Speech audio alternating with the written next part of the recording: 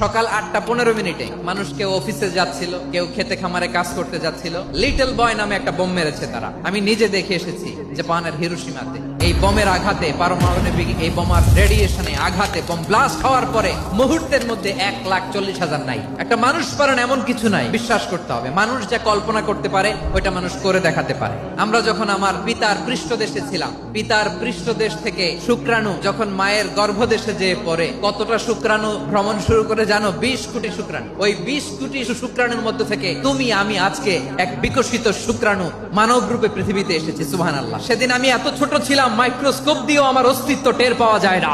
তারপরেও ওই প্রতিযোগিতায়, ওই কম্পিটিশনে যখন আমারে কেউ হারাতে পারে নাই, আল্লাহর জমিনেও আমারে কেউ হারাতে পারে না। হারার জন্য তোমার জন্মই হয় নাই, তুমি আসছোই জিতার জন্য। সুবহানাল্লাহ। একটা কথা জীবনের সাথে সেট করে নিতে হবে, আমি জিতি নয় শিখি, আমি কখনো হারি না।